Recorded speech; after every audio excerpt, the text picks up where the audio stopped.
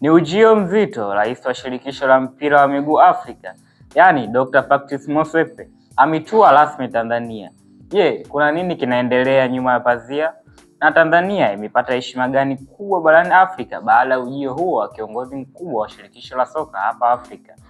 Basi endelea kuungana nami katika chaneli yako pendwa Dicky Studio TV. Nami ni mtangazaji wako yule wa siku zote Kambona Khan, ambaye anahakikisha unapata habari za kweli na za uhakika kutoka hapa Dicky Studio TV.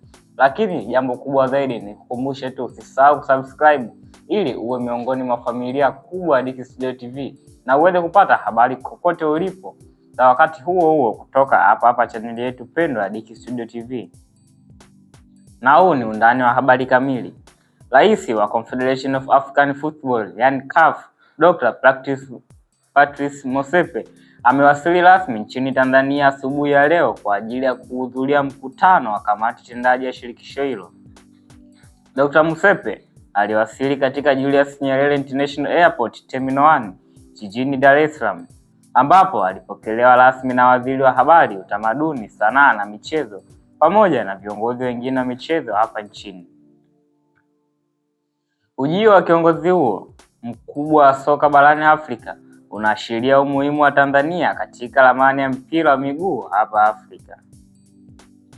Aidha, mkutano huo muhimu wa kamati tendaji unatarajiwa kufanyika katika hoteli ya kifahari ya Hyatt Regency Dar es Salaam, The Kilimanjaro, ukiwakutanisha viongozi wa juu wa soka kutoka mataifa mbalimbali hapa barani Afrika. Aidha, katika mkutano huo masuala kadhaa muhimu yanatarajiwa kujadiliwa, ikiwemo maendeleo ya miundombinu ya viwanja, usimamizi wa ligi za ndani pamoja na mikakati ya kukuza vipaji vya vijana. Lakini kubwa zaidi, mkutano huu unakuja wakati Tanzania ikiwa kwenye maandalizi makubwa ya mashindano ya Africa Cup of Nations 2027, yani AFCON 2027 kama inavyofahamika. Na Tanzania ni miongoni mwa nchi zitakazohusika katika kuhost mashindano haya. Yaani Tanzania ndio itakuwa mwenyeji ikiwa ikijumuika na nchi zao jirani, nikimaanisha Kenya na Uganda, ambao ndio watakuwa wenyeji wa mashindano hayo ya AFCON 2027.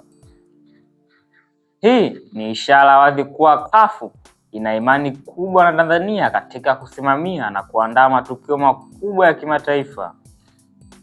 Ujio wa Dr. Motsepe pia unaongeza hadhi ya nchi yetu katika diplomasia ya michezo.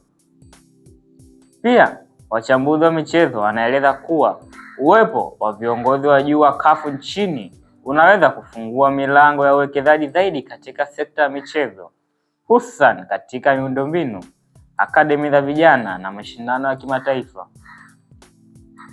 Kwa Tanzania kuwa mwenyeji wa mkutano mkuu wa kamati tendaji ni hatua kubwa inayodhihirisha kuwa nchi yetu imeanza kuonekana kama kitovu muhimu cha soka katika ukanda wa Afrika Mashariki na hata Afrika kwa ujumla. Je, mkutano huu utaibua maamuzi gani mapya? Je, Tanzania itanufaika vipi moja kwa moja? Hayo ni maswali ambayo majibu yake unayo wewe ndugu mtazamaji.